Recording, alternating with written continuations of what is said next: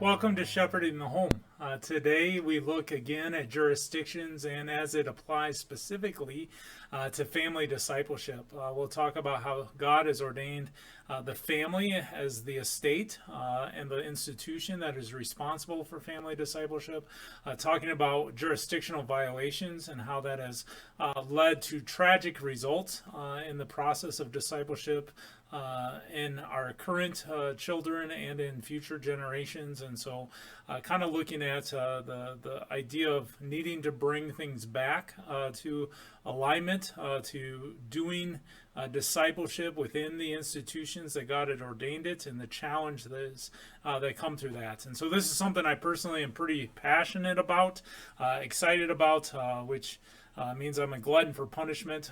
This is a challenging area for the church and one that needs reformation, but we are very much struggling to do that and to do it well. And so let's take a look at our graph again for this idea of family discipleship. And we talked a little bit again in these concentric circles that God has ordained certain responsibilities and certain things to be done in certain jurisdictions and institutions. And so specifically talking about discipleship, we're not talking so much about the government circle or the community circle, although in some senses we could spend some time talking about how many parents have almost relied on our broader culture, our government, or our community to shape the values that we would have in our children. And I mean, we're really getting into problems if we're trusting the circles that are way out there in regards to discipleship. But specifically, we're really getting down to the three innermost ones dealing with discipleship. That God has placed the family over the child to disciple them and shape them in the faith. And God has placed the church around the family to support, encourage, and to direct the family, ultimately for the benefit of the child. And so we see in Scripture, this is, when we're talking jurisdictions, this is really just a systematic way of understanding what the Scriptures teach. But the Scriptures have taught us that families, parents, are to disciple their children. This is done, you can look at Deuteronomy 6 and Ephesians 6, look at some of those family ministry texts that are on this site. The Bible is very clear about the responsibility being placed into the hands of parents for the discipleship of their children. This is exactly what God has ordered, and this is where things work best. And so we're always going to find our sweet spot, right, or the best place to be is to be living within the way that God ordered it. And you can kind of see in a sense from these circles why that is. If you just take that family circle out, the church is ultimately not close enough. Not close enough to the center to really shape and mold it in every way. And so a lot of times, even with ministries that we've had historically in our church, I as a pastor always struggle, like I only see these kids like an hour a week at best, to shape and mold them in this world. It just doesn't work. Or we spend like 1 week talking about creation when they I don't know, countless hours spent on evolution. And so we have great information to share with them. It's just that we are not close enough to actually shape and mold them. But that's not how God designed it. God designed the church to shape and mold the family, and He's designed the family, which is intimately involved with that child. Day in and day out, or at least they should be, to shape and mold that child in the way it should go. And so we're really getting down to how do we keep the jurisdiction and the responsibility of discipleship within the role of the family. So Rob Reno had spent some time talking about these ideas of jurisdictional violations. And so we've used these quotes in the overview video. We kind of bring them in again. God takes jurisdictional violations seriously. When institutions act outside of their God-given authority, the crisis will not be solved. And the institution that is responsible, and so here we're talking about the church going outside its God-given authority for discipling children, that it doesn't solve the crisis. And we'll talk about a little bit about what the crisis is both today and at the time that the church started doing this. And the institution that is responsibility, specifically the family, is robbed of its motivation, time, and resources. Now, I want to be careful. I think that's no excuse for parents, but we find that the church, we don't want to rob parents of anything that's going to cause them to neglect their responsibility. And so we don't want to rob them of motivation, saying, "Oh, the church will do it for you." We don't want to rob them of time, saying, "Hey, devote a bunch of time to serving on this age segregated ministry," and then not have time to do what God has asked you to do with your kids. Not taking resources and spending all our money on things that God hasn't ordered, when really we should be using resources to equip the home and the family. And so when the church sort of says, "Okay, we're going to do all these things to do your job for you," not only are we not good at your job, but we're also taking away from helping you to do your job. And so we'll talk a little bit about good motives. The church was trying to do things out of good motives, but yet ultimately we still receive tragic results because of this idea of jurisdictional violation. So let's go back and look a little bit kind of historically at where this all came about. So in A Weed in the Church, Scott Brown talks about this. There's other books that do as well that talk about the rise of age-segregated ministries. But what the church did is they saw a problem, and they responded by trying to do the job of parents, and they specifically using age-segregated ministries. And so what happened in the late 1700s, early 1800s, is there was this church usurping the responsibility of parents, and it was done from good motives. Specifically, the motives was there was kids running the streets. In England, at the time of the rise of Sunday school, there were kids roaming the streets on the weekend. Why? Because they had spent all week working. At that time, there were no child labor laws. They weren't in school. They were actually working in factories. And their parents, there was easy access to gin. And so at that time, there was rampant drunkenness. And the kids would just be roaming the streets. And so the church said, "Hey, let's start a Sunday school." And so they rounded up all those kids to get them off the streets and to actually do school, reading, writing, arithmetic, stuff that they weren't getting because they were in the factories, but then also teaching them about the Bible and the Bible stories, etc. And that's kind of the birth of Sunday school. And at the time, I mean, it was good motives. We're trying to help these kids. But there were people saying, "Hey, wait a second, this is bad news." Bad news. Why? Well, because of the jurisdictional violation. And they say, well, it's one thing with these kids outside the church, but eventually what's going to happen is even Christian parents are going to hand over their kids to an institution, to the church, to disciple them. I mean, it's mind-boggling. Like, what? I would drop my kids off to someone else to teach them, right? And so they're like, wait a second, this is not going to be good. Eventually, every parent is going to do this, because that's what happens when we do jurisdictional violation, right? The larger institution, the church, usurps the responsibility of the parents, and then that lesser institution abdicates, right? They say, well, if you'll do it, why do I got to do it? I can just, go fishing, right? Or, I can go do groceries while my kids are at Sunday school. And so age segregated ministries kind of popped up on the stage. It took a little while to get steam, but now it's the air we breathe, where it's every parent, not every, but the great majority of parents, when they sort of think, how is my child going to be discipled in the faith? Well, I'm going to make sure they're in Sunday school. I'm going to make sure I take them to VBS. I'm going to make sure they're in youth group. I'm going to make sure, right? And it's all that they're running through the system of age-segregated programs. I mean, just ask a parent, right? How will you make sure your kid grows up in the faith? They're going to say, well, I'll get them to, they'll just go to the programs. They won't say, well, I will instruct them. That's what God told me to do. I will instruct them and disciple them in the ways of the Lord. They just don't go there. They have fully abdicated that responsibility. And so these age segregated programs are just taking over the church. And for a while, I would even say we saw short term, and a lot of times this is how these things work.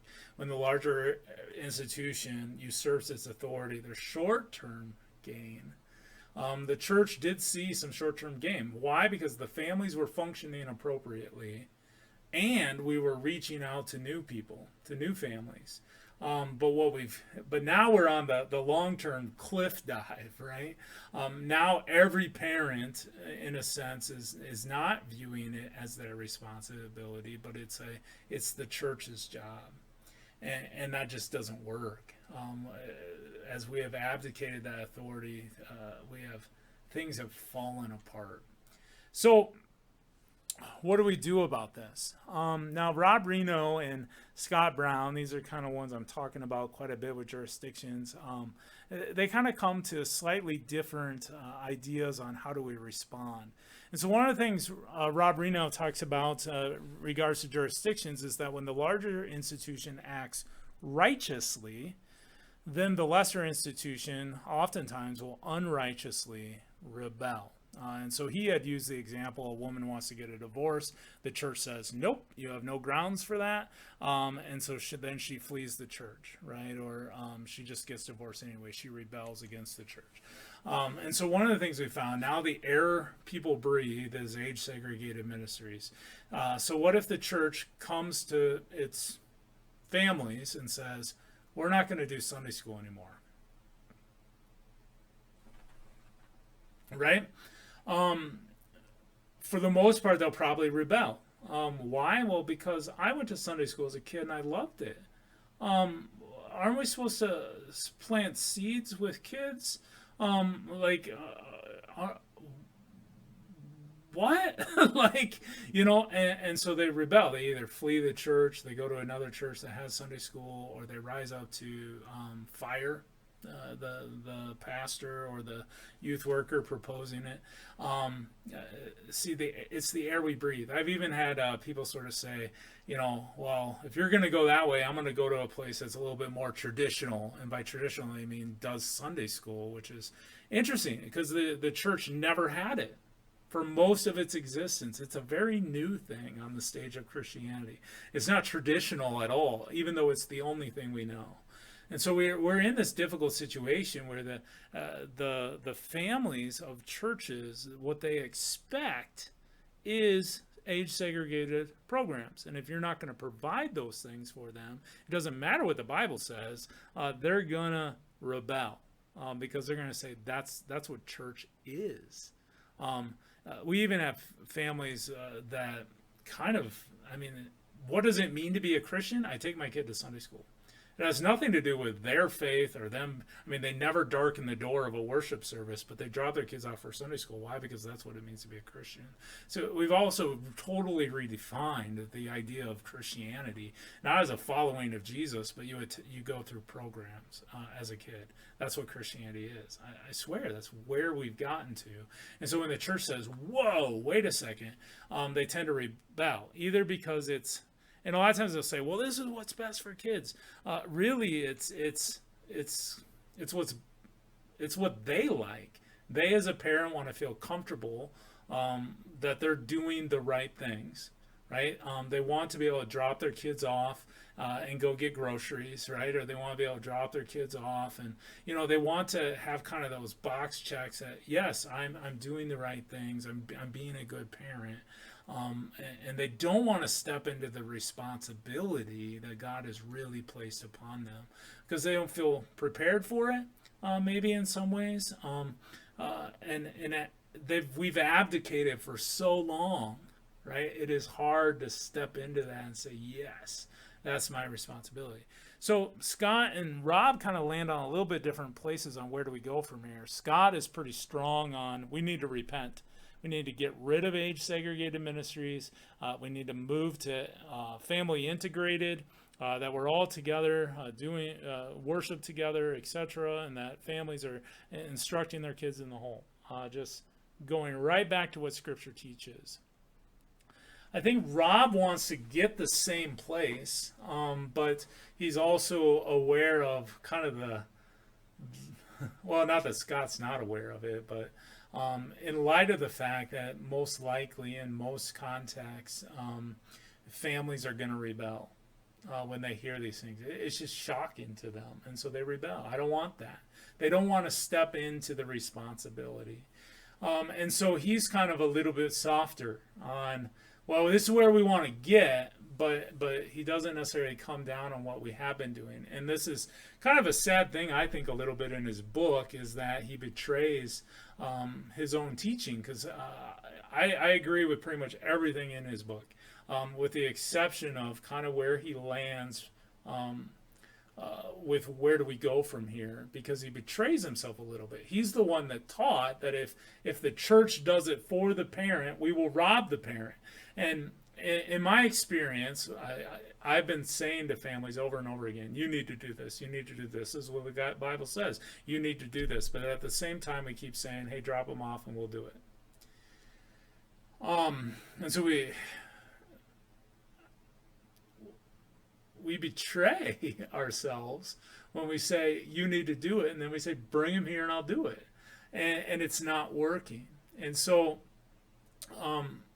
I think Rob betrays himself a little bit, because he says, if we keep doing it for you, you'll keep not doing what we're telling you to do.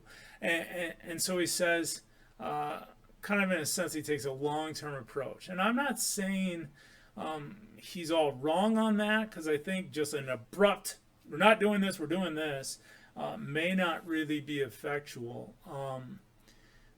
But how do we get there? And so let's take a minute and look at Rob's approach, and then I'm going to use an analogy maybe that I have, but this is what Rob says in his book. He used the idea of a baseball metaphor of age-segregated ministries like Sunday school and VBS, etc., is like hitting singles.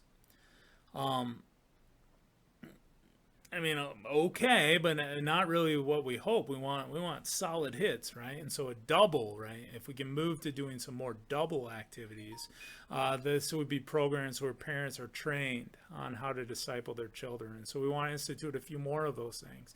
And eventually we can maybe start aiming for some triples, and we start doing some programs for children with their parents. And then eventually, hopefully, we start hitting a few home runs, right? Church helps parents provide spiritual training in the home.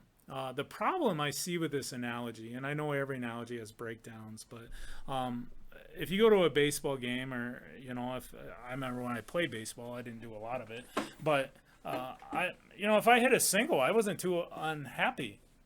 You can win some baseball games hitting singles if you hit a lot of them, and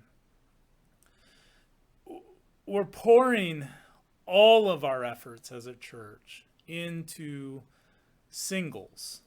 And one of the things Rob actually says in his book is that singles don't work. Actually, singles, so here's the problem in his analogy is we've declared that something is not good, that's not what God ordained, and it's actually robbing us from hitting homers. It's robbing us from what we should be doing, and then we're kind of saying, well, it's still pretty good. It's just not as good. And so I think that this is very problematic. And so the idea is we want to move right to doubles, triple, and we'll hopefully eventually hit more home runs without ever sort of really saying, hey, this stuff isn't good. This stuff is part of the problem. We're telling you to hit homers, but we keep saying, hey, just keep doing this at the same time by our actions. I'd also say as double and triple is probably reversed, right?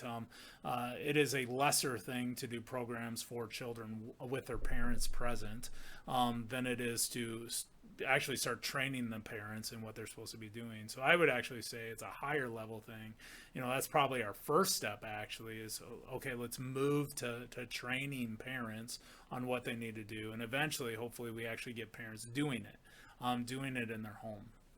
I would like to maybe point out the metaphor of, in a sense, the church is playing baseball with a tennis racket.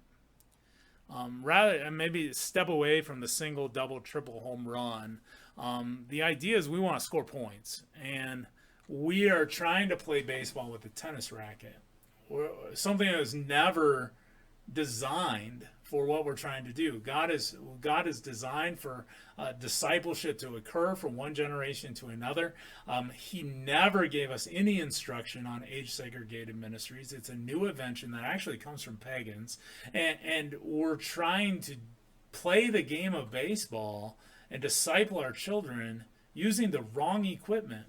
And we may occasionally score some runs, and that's part of the problem. You start having these discussions, and parents are like, well, I went to Sunday school, and I went to VBS, and I loved it. And I went to, you know what I'm saying? I mean, I love it. So it has to be right, even though tons of other kids have gone through those things, and they're gone from the church. And that our success rate is actually abysmal, like 10-15% retention into adulthood, and especially if we're getting into actual real followers of Jesus. And so we're trying to play with a tennis racket, and it's abysmal. We are not succeeding. And so Scott Brown, in some senses, might say, okay, let's drop all our tennis rackets and let's all go get a baseball bat. And then all of a sudden, you know, the game gets played for innings on end, and some of the people never end up coming back. You know, even some that do come back. And if you're starting a new church plant, I mean that'd be great, right? We just say, here's our principle. We come with baseball bats, and that's what we're building our church on. But if you're taking a church where everyone's playing with tennis rackets, and you're sort of like, okay, drop the tennis rackets and keep playing, but go get bats. I mean, we don't have any bats, and so it just inevitably becomes difficult. Rob is sort of, in a sense, I think, sort of saying like, well, let's keep playing with the rackets, and let's send a few people to go get baseball bats and then come back. But see, here's another part of that challenge, is that even those who come back with baseball bats, right, they say, okay, and they pick up that bat, they don't know how to swing it. And so they take a few swings. It doesn't work very good. And they're like, well, at least I got a little bit of contact with a tennis racket. And so they put the baseball back down, and they don't use it again. Now, obviously in baseball, we could share bats, but in this idea, we can't, right? And so the change is just horrifically difficult. And what every family needs to grasp is, I got to put the racket down. I gotta let go of the racket, and I gotta get myself a bat. I gotta head into this thing of raising my child in the faith, holding a bat. And I may not know how to use the bat very well. I may feel like it might feel as awkward as can be. I have no idea how I'm gonna hit that ball or accomplish this task, but this is what God has placed in my life. This is my responsibility as a parent, and this is what he's asked me to do, to walk up to that plate with a bat and swing. And one thing every family needs to recognize is you only got to be a little bit ahead of your kids. If you're learning and you're growing and you're following Christ, and then you go and you share with them and you teach them what you're learning, you only got to be about 10 minutes ahead of them. It's not like you got to be a pastor or something. You got to know all this stuff. You got to have a seminary education. None of that. You just simply put into the position. God has granted you that proximity to shape and mold your children. And so, yeah, you need to know what God teaches. He says that in Matthew 28, teaching them everything I've commanded you. And so maybe you don't know much of what he commanded you, but start learning it, and then you can start teaching it.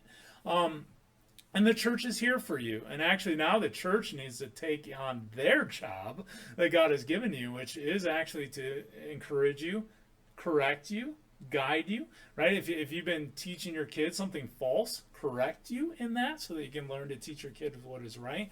Part of the problem is we're also, I think a lot of churches have fear now of turning this over to parents. Why? Well, because they're going to teach them false doctrine. They're going to teach them that it's okay to be a homosexual. They're going to teach them that, you know, the world was created through evolution. They're going to teach them they're going to teach them false stuff. And, well, what the church has to realize is that's the case anyway. These kids are going to learn false stuff already. So we need to start educating parents and guiding parents and disciplining parents into what is right and true and right according to Christ. That they come under the discipline of the doctrines of the church. And then eventually they can therefore teach those things to their children. We're not going to get their children by saying, hey, bring them to us and we'll teach them right doctrine. No, we need to teach the family and correct the family so the family can teach them, because that's how God ordered it. And so you as a parent, right, it's okay if you don't have, you're not good with a bat yet. Still pick up the bat. Step into the responsibility, grow in your faith, learn and learn the doctrines of the church, learn what God teaches us about these things, and then start to teach them to your children. Start doing family worship, reading the Bible together, growing in your faith, working through the catechism, all those things in your home with your kids, talking to them about life and what the world teaches and what God teaches, and just start stepping into those things. And the next thing you know, over time, you're gonna have some powerful hits coming off of that bat. And so you would have never got that by holding on to the racket the whole time. And so I guess that's my analogy a little bit, is that as a church, we definitely need to still not call age-segregated ministries good. Maybe we can't quite get rid of them yet, or working on it, right? But we need to encourage families to pick up the bat, put down the racket, pick up a bat, and go get some hitting practice, right? Go get ready for the game. And we're going to struggle for a while. I mean, we got some people still hitting with rackets, some people picking up bats, some people are still looking for their bat, some people are striking out because they don't know how to swing the thing. But eventually, we're going to have a team that actually has a chance because they have bats and they're swinging and they're going after the ball. And so there's a baseball analogy for someone that doesn't know baseball all that well, but this is kind of the way the scriptures teach. Parents stepping into the role of teaching their children the faith, growing in their faithfulness to the church and faithfulness in sharing faith from one generation to the next. So again, there you kind of have the idea of family discipleship. God has taught us this in His Word. We are understanding jurisdictionally that as a family, discipling our children, we got to pick up the bat and go to it. We're going to have a few more videos related to evangelism and also caring for the poor to continue this idea of jurisdiction, but I'd almost say this is the main one in which I brought this all up for, is to understand discipleship and how it relates to jurisdictions. And so God be with you, I guess, as you continue to carry out and grow in stepping into that responsibility and doing as God ordered you to do.